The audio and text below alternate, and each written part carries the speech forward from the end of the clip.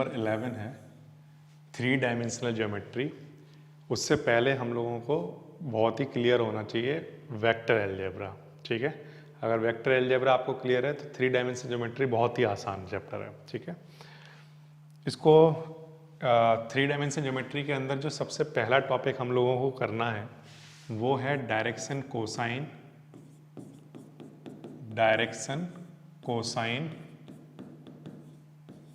And direction ratio.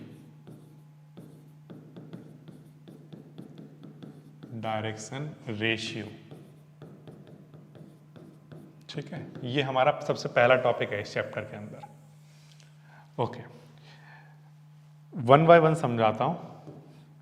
3 dimensional geometry की बात हो रही है तो ऑफ कोर्स वहां पर बात हो रही है एक्स एक्सिस की, वहां पर बात हो रही है वाई एक्सिस की और जेड एक्सिस की। ठीक है, अब ये जो एक्सिस हैं इन एक्सिस के अपने अपने यूनिट वेक्टर होते हैं जो कि इनकी डायरेक्शन को दिखाते हैं, जो कि हम वेक्टर अलजेब्रा चैप्टर में पढ़ के आए हैं और उनका नाम हमने रखा था, याद है आपको, आई कैप और जे कैप जो इस डायरेक्शन को दिखाता है और के कैप। ये क्या थे? यूनिट वेक्टर, ये हम पढ़ चुके। इसके अलावा हमने ये पढ़ा कि अगर मान लो कोई पॉइंट है जो एक्स वाई जेड प्लेन में लाई कर रहा है, पॉइंट पी, जिसके कोऑर्डिनेट हैं, सपोज करो एग्जांपल के लिए मैं कहता हूँ एक्स वाई जेड। ठीक है, ऐसे। तो इस पॉइंट पी का ऑरिजिन से ये पोजीशन वेक्टर होगा, हाँ या ना? यस, ठीक।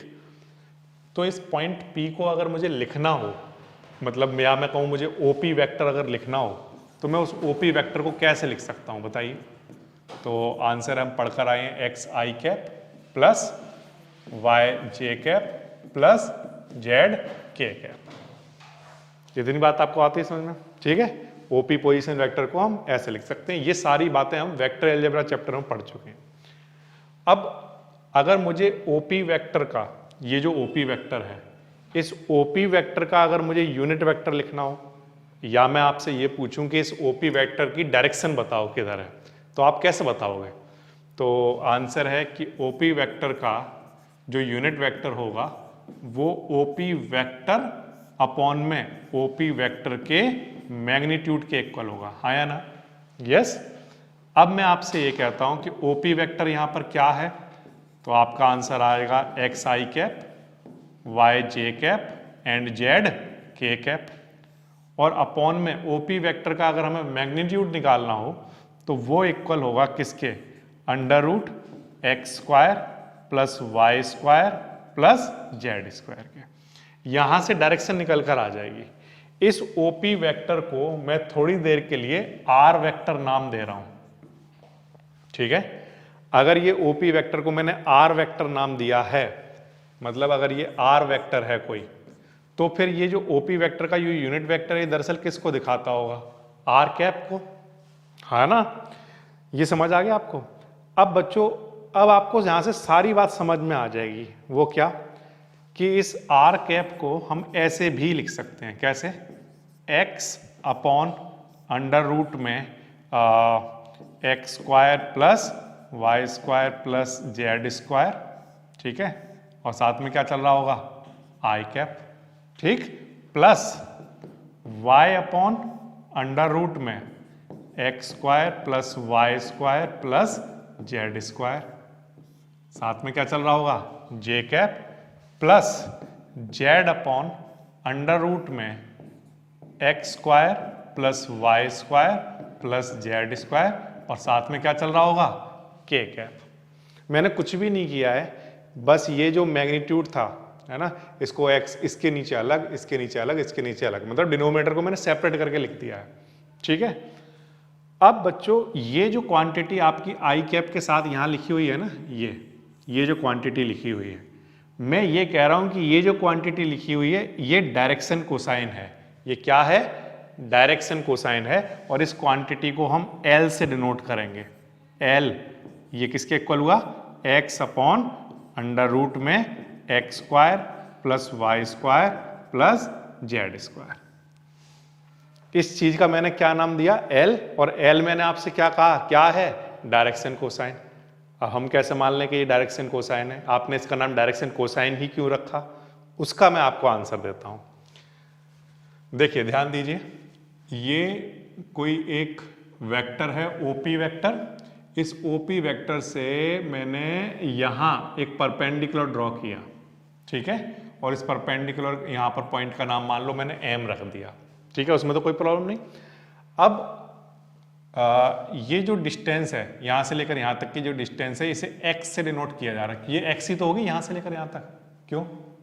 क्योंकि देखो सर पॉइंट पी में ये कितना है, एक्स, यानी एक्स एक्सिस पर ये कितना रहा होगा, एक्स रही होगी ये डिस्टेंस, क्योंकि आपने परपेंडिकुलर डिस्टेंस डाली है तो ये एक्स होगा, ठीक है ना। अगर पॉइंट पी से इधर परपेंडिकुलर डालें तो ये डिस्टेंस किसके इक्वल होगी, वाई के। पॉइंट पी से इस एक्सिस पर परपेंडिकुलर डालें तो वो किसके इक्वल आएगा, जेड के, ठीक है। तो ये है एक्स, है ना। अब मेरी बात को ध्यान सुनना, ये जो x है ना, ये x इस एक्सिस के लिए क्या कहलाएगा, तो आंसर है डायरेक्शन रेशियो। क्या कहलाएगा, डायरेक्शन रेशियो, ठीक है। ये x डायरेक्शन रेशियो है, डायरेक्शन कोसाइन नहीं है, क्या है, डायरेक्शन रेशियो। ऐसे ही अगर मैं पॉइंट P से यहां परपेंडिकुलर डालता तो ये जो डिस्टेंस होती है कितनी होती, y।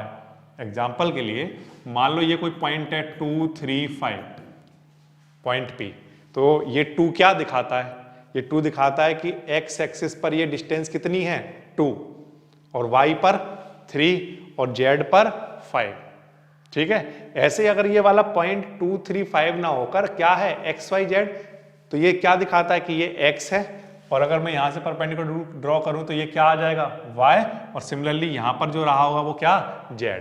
तो यहां पर y डायरेक्शन रेशियो है, इस बात को ध्यान रखा जाए। यहां पर कौन, z, यहां पर कौन है, z, ठीक है।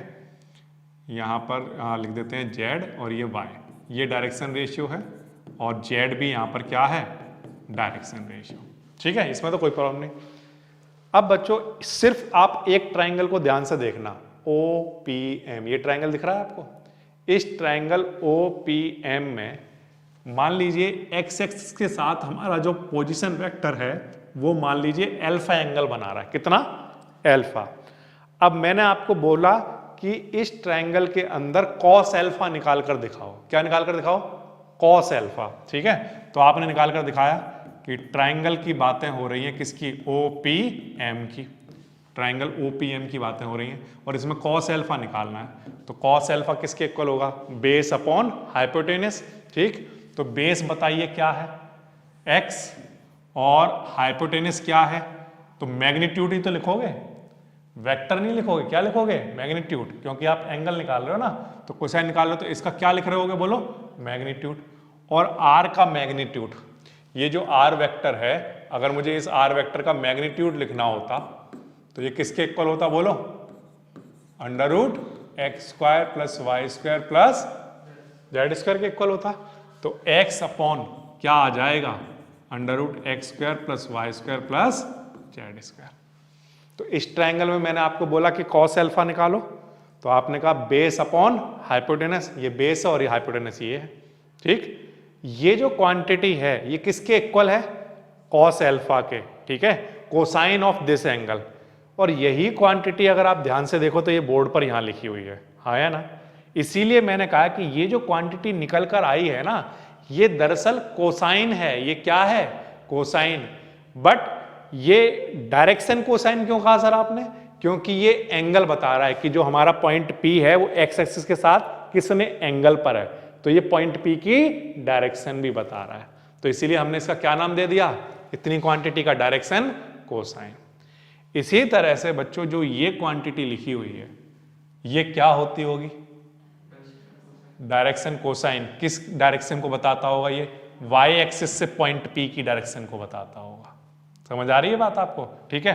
तो यहां पर इसका नाम दे देते हैं m, और ये किसके इक्वल होगा, y upon under root x square plus y square plus z square, ये हमारा m होगा।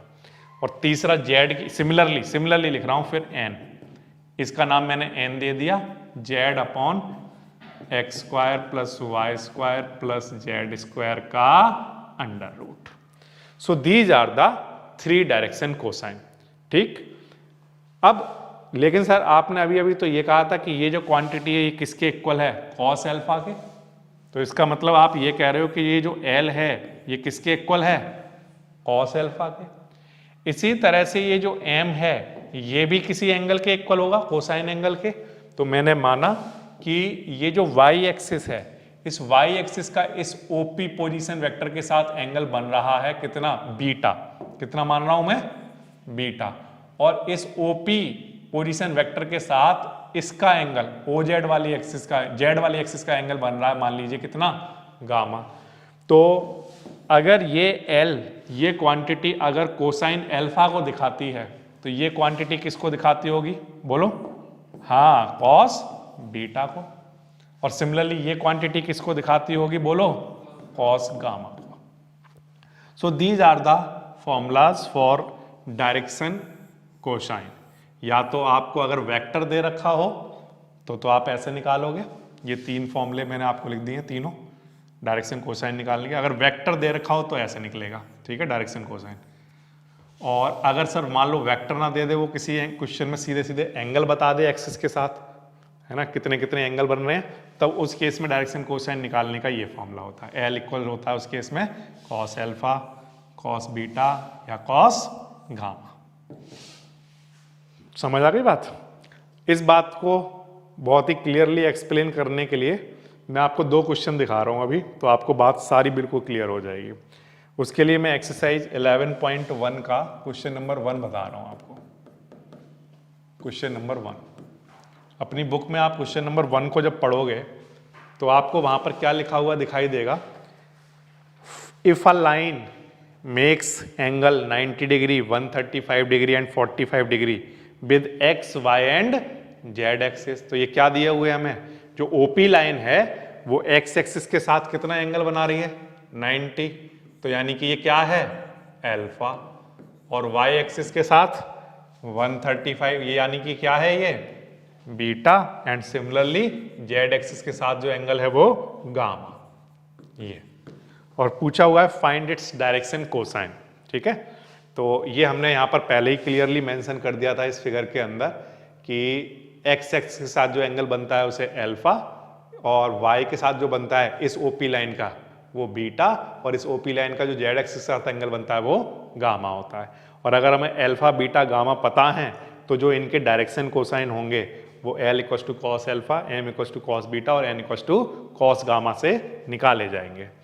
तो यहाँ हम लिखते हैं direction cosine l is equals to cos alpha.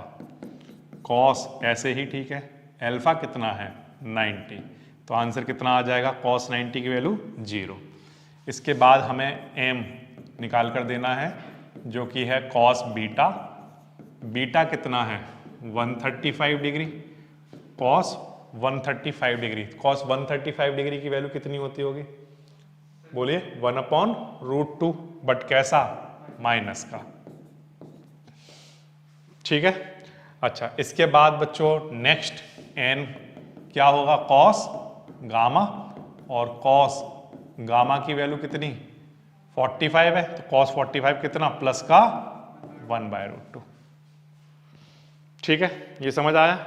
अब हमारे पास ये तीनों डायरेक्शन कोसाइन आ चुके हैं जिनकी वैल्यू क्या क्या है रेस्पेक्टिवली, 0, माइनस का 1/√2 एंड 1/√2। क्लियर है, इस तरह से आप कर लोगे, बहुत आसान है। तो एंगल से ये निकालना सीख लिया आपने, कोई प्रॉब्लम नहीं आई। अब मैं एक सिचुएशन और बताता हूं आपको।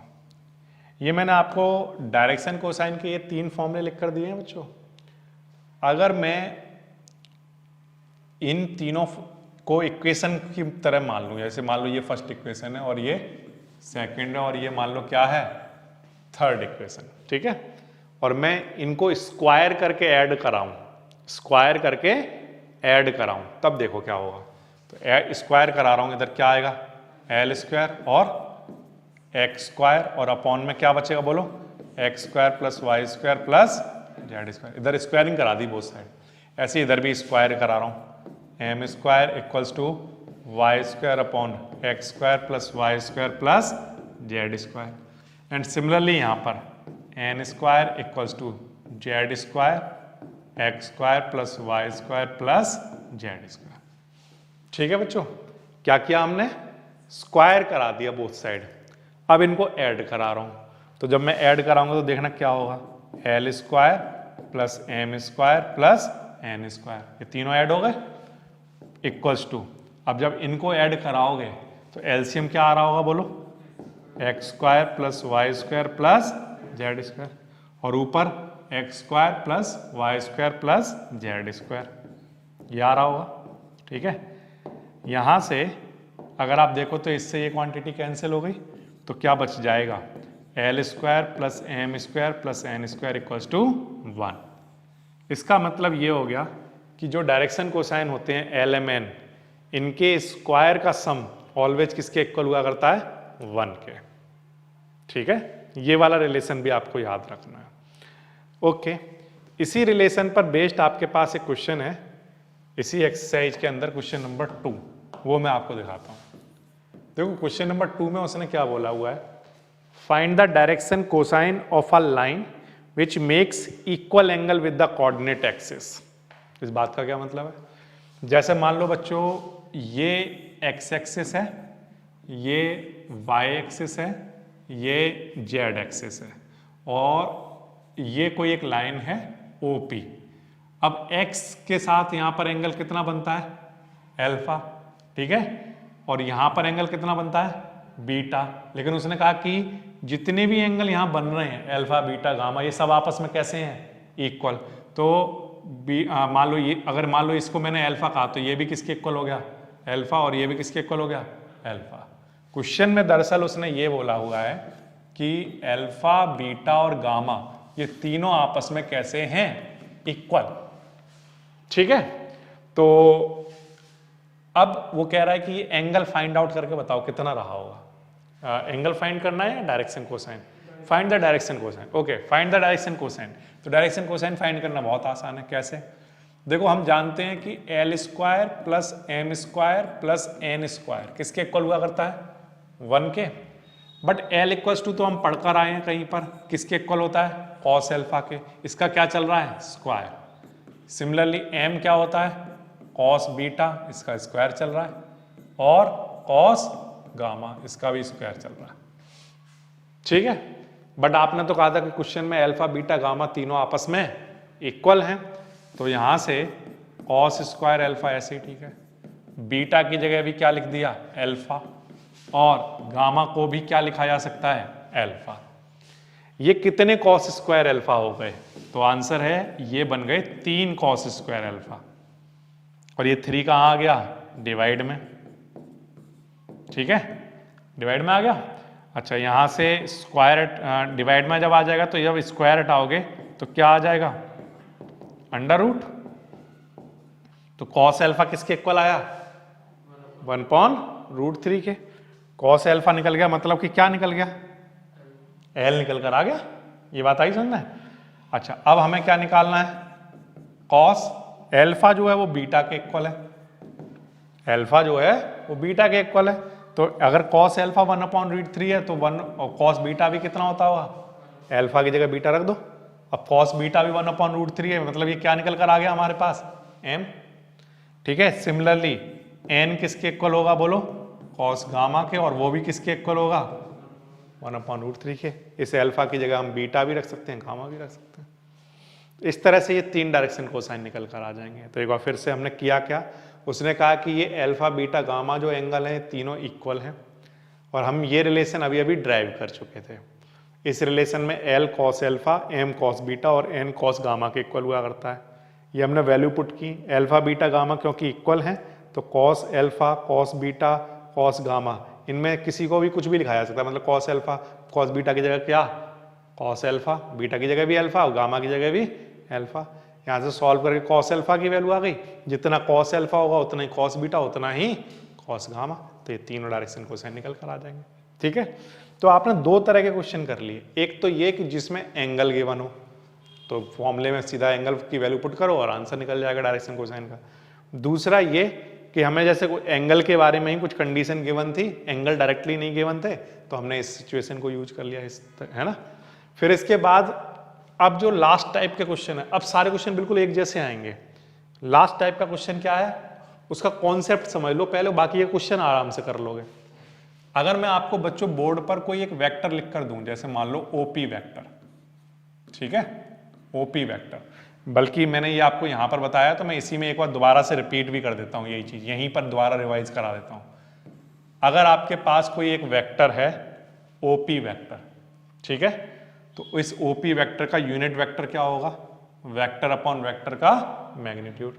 और फिर इस डिनोमिनेटर को जब हम सेपरेट कर देते हैं तो सेपरेट करने के बाद जो हमारे पास ये जो क्वांटिटी होती है यही हमारे क्या होते हैं, डायरेक्शन कोसाइन। इतनी बात याद रखोगे, ठीक। ये डायरेक्शन कोसाइन है, लेकिन डायरेक्शन रेशियो क्या है सर, तो आंसर है कि ये एक्स वाई और जेड ये जो ऊपर लिखे हुए हैं ये क्या हैं, डायरेक्शन रेशियोस। या अगर ये वेक्टर है जो हमें गिवन वेक्टर था, उसके जो यहां पर जो नंबर लिखे हुए हैं वो क्या हैं, डायरेक्शन रेशियो। ये मैंने आपको फिगर में भी बताया था, ठीक। ये वाला कॉन्सेप्ट दिमाग में फिट कर लो। अब आगे के क्वेश्चन सारे समझ में आ जाएंगे अपने आप से। कैसे, देखो क्वेश्चन नंबर 3, क्वेश्चन नंबर 3 में आप पढ़ो क्या गिवन है हमें। तो वो कह रहा है if a line has direction ratio -18, 12 and -4 then what is the direction cosine. तो अगर आपके माइंड में कॉन्सेप्ट क्लियर है तो फिर कोई प्रॉब्लम नहीं आएगी, क्योंकि मैंने आपको क्या कहा था, ये जो आपके जब आप यूनिट वेक्टर निकाल लेते हो तो ऊपर जो लिखे हुए हैं ये क्या हैं, डायरेक्शन रेशियो, और नीचे जो है वो उसका मैग्नीट्यूड है दरअसल, है ना। और ये कंप्लीट क्वांटिटी क्या कहलाएगी, डायरेक्शन कोसाइन, ठीक। तो अगर आपको डायरेक्शन रेशियो दिए हुए हैं इसका मतलब आपको क्या गिवन है, एक्स वाई एंड जेड। क्या गिवन है, एक्स वाई एंड जेड। तो इसका मतलब क्वेश्चन में हमें ये जो क्वांटिटी गिवन है ये एक्स वाई और जेड गिवन है, ठीक है। और हमें निकालना क्या है, डायरेक्शन कोसाइन। डायरेक्शन कोसाइन का फॉर्मूला बोलो, x upon √x² plus y² plus z²। समझ गए। अब x हमारे पास कितना है, -18, और नीचे क्या क्या आ जाएगा, -18 का स्क्वायर प्लस 12 का स्क्वायर प्लस -4 का स्क्वायर, ठीक है। इस क्वांटिटी को आप सॉल्व करोगे, आपके पास L की वैल्यू आएगी। फिर इसके बाद हम क्या निकालेंगे, m किसके इक्वल हुआ करता है, y upon √x² plus y² plus z²। y कितना है, 12, ठीक है। और अंडर रूट में x² plus y² plus z², तो x हमारे पास क्या है, -18 का स्क्वायर, y क्या है 12 का स्क्वायर, z क्या है -4 का स्क्वायर, ठीक है। इस क्वांटिटी को सॉल्व करोगे आपके पास m आ जाएगा। सिमिलरली आप n निकालोगे, n किसके इक्वल हुआ करता है, ये जो फॉर्मूले हैं ये हमने यहाँ पर नोट कर लिए थे, ड्राइव भी कर लिए थे ये, ठीक है ना। तो ये फॉर्मूले आप याद कर लो directly, z upon under root में x² plus y² plus z²। z आपके पास कितना है -4, और ये जो क्वांटिटी ये आपने एक बार सॉल्व कर ली होगी, दोबारा में फिर से डायरेक्टली लिखते जाना, ठीक है। -18 का स्क्वायर प्लस 12 का स्क्वायर एंड -4 का स्क्वायर, ठीक है। ये तीन आपके डायरेक्शन कोसाइन निकल कर आ जाएंगे। क्लियर हो गई बात, ठीक है। कर पाओगे ऐसा क्वेश्चन आएगा तो। अब इसी तरह से क्वेश्चन नंबर 4 पढ़ो। क्वेश्चन नंबर 4 में देखो क्या बोला है, show that the points this are collinear.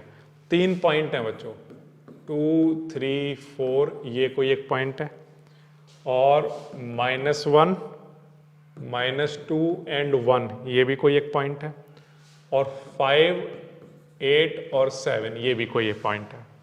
हमें प्रूफ करके दिखाना है कि ये कैसे पॉइंट हैं, कोलिनियर। कोलिनियर प्रूफ करना आसान होता है। कैसे, ये हमने माना कि ये 3 पॉइंट हैं A, B एंड C, ठीक।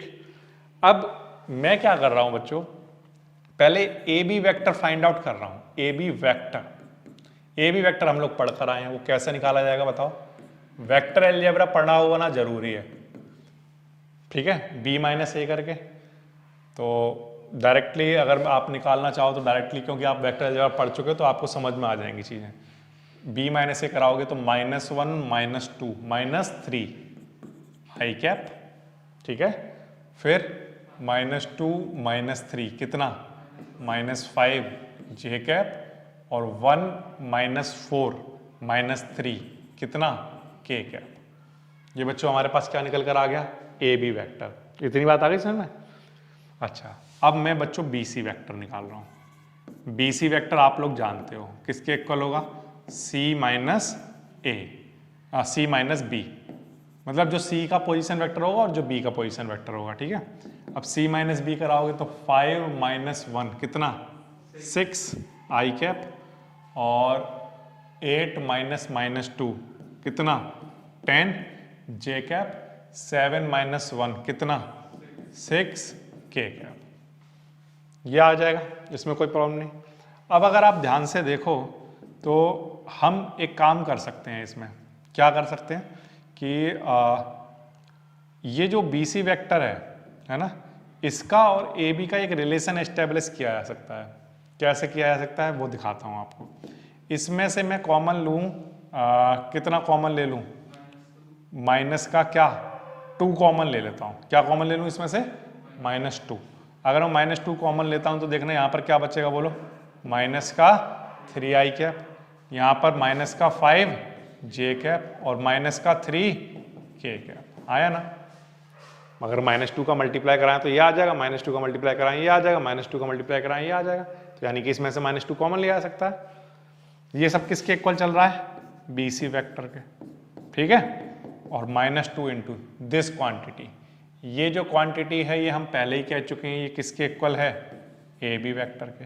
तो यहां से तो ये पता चला कि जो बेसी वेक्टर है वो लैम्डा टाइम्स है किसका, ए बी वेक्टर का।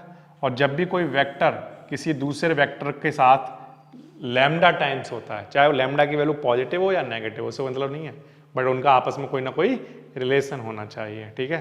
तो अगर इनका आपस में एक बी सी जो है lambda times of A B है, तो इसका मतलब ये है कि जो ए बी एंड सी, ये जो 3 पॉइंट हैं ये कैसे हैं, कोलिनियर, ठीक है। और ऐसे क्वेश्चन आपने वेक्टर अलजेब्रा में भी किए थे, याद है आपको। तो इस तरह से अगर आपके पास 3 पॉइंट गिवन हो तो आप आसानी से उनको कोलिनियर प्रूव कर पाओगे। पहले क्या करोगे, ए बी निकालोगे, फिर बी सी निकालोगे, फिर ए बी और बी सी अगर आपस में एक उनके बीच में एक लैम्डा एग्जिस्ट कर रहा है तो आप कह दोगे कि वो एक ही लाइन पर रहे होंगे, ए बी सी एक लाइन रही होगी, इसका मतलब बी पॉइंट ए और सी के बीच में कहीं लाई कर रहा होगा, इसका मतलब A B C collinear points हैं, ठीक है। इस तरह से आप क्वेश्चन नंबर 4 कराओगे। इसके बाद एक और क्वेश्चन देखो, क्वेश्चन नंबर 5 क्या है, find the direction cosine of the side of triangle. Find the direction cosine of the side of triangle whose vertices are 3, 5, -4 and -1, 1 and 2 and -5, -5 and -2, ठीक है। क्या करना है, इनकी जितनी भी साइड्स हैं उन सब के डायरेक्शन कोसाइन निकालने हैं। तो ये मान लो पॉइंट क्या क्या हैं, ए बी एंड सी, ठीक है बच्चों। अब ध्यान से सुनो, सबसे पहले आप ए बी लाइन के बारे में सोचो, बाकी सब भूल जाओ। ए बी वाली जो साइड है सिर्फ उसके बारे में सोचो। बताओ ए बी जो वेक्टर होगा वो कैसे निकालोगे आप, बी माइनस ए करके।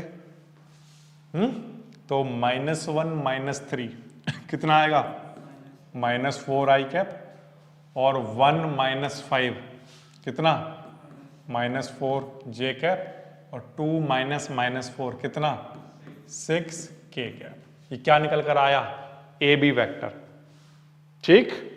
अब इस ए बी वेक्टर के आपको डायरेक्शन कोसाइन लिखने हैं, क्योंकि उसने बोला ना इस साइड, तीनों साइड के डायरेक्शन कोसाइन लिखने हैं। तो पहले ए बी साइड निकाल ली, अब इसके डायरेक्शन कोसाइन लिखने हैं। इसके डायरेक्शन कोसाइन लिखने के लिए पहले हमें इसके डायरेक्शन रेशियो निकाल लेंगे। डायरेक्शन रेशियो बताओ क्या है? -4 और 6 मिल गए। और ये जो डायरेक्शन रेशियो होते हैं दरअसल ये हमारे क्या होते हैं? x, y एंड z ये होते हैं। और फिर इसके बाद L कैसे निकालोगे? x अपॉन अंडर रूट में क्या? x² + y² + z²। ये जो डायरेक्शन रेशियो जब पता चल जाते हैं वो हमें x, y, z पता चल गया। x, y, z पता है तो L का फॉर्मूला लगाओ सीधा। ये फॉर्मूला होता है x की वैल्यू क्या है? -4 अपॉन अंडर रूट में x² यानी -4 का स्क्वायर, फिर y² और फिर z²। ठीक है, यहां से सॉल्व करोगे तो -4 अपॉन 36 और 32 यही तो बनेगा। 16 और 16 कितना? 32 ये और 36 ये कितना बनेगा? 68। रूट क्या? 68 ये आ गया। अब इसके बाद m बताओ, डायरेक्टली बताओ कितना होगा। एक तो पूरा पता प्रॉपर निकाल दिया हमने, अब आप डायरेक्टली लिख सकते हो y m क्या होगा? y अपॉन में दिस क्वांटिटी, ये किसके इक्वल है? ठीक है, ऐसी n क्या होगा? z और अपॉन में √68। ठीक है ना, समझ में आ गई बात। ये मैंने ए बी साइड का निकाला है। अभी आपको सिर्फ एक ही साइड का निकला ये, अभी और किसका निकालना है? सिमिलरली आपको बी सी का निकालना है। पहला पार्ट तो ये हो गया। दूसरी आपकी साइड निकलेगी B C. B C side क्या होगी?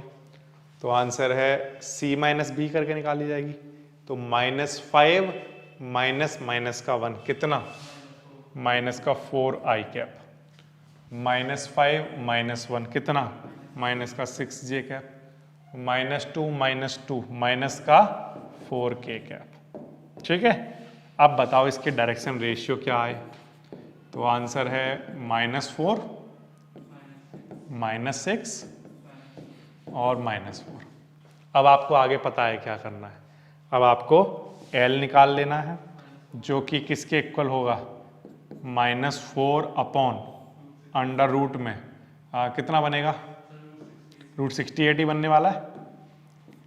डायरेक्ट लिख दूं 4 और 4 का स्क्वायर 32 और ये 36 और 32 68। ठीक है, ऐसी m कितना? -6 अपॉन √68 और ऐसे ही z n निकालो, z अपॉन इनका जो √x² + y² + z² जो कि √68 के इक्वल आएगा। जिस तरह से BC का लिखा है इसी तरह से आप लोग किसका निकाल लोगे? CA। सिमिलर ऐसे निकल कर आ जाएगा।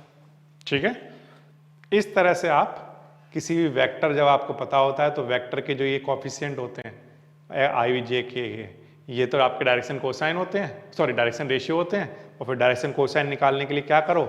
उस वेक्टर के मैग्नीट्यूड को डिवाइड में लिख दो, डायरेक्शन कोसाइन निकल जाएगा। ठीक है, कोई भी सपना साकार करने के लिए सबसे जरूरी है सही कोच का होना। चुनिए GS क्लासेस को और करें अपने बोर्ड एंड JEE का सपना साकार। Download the app now.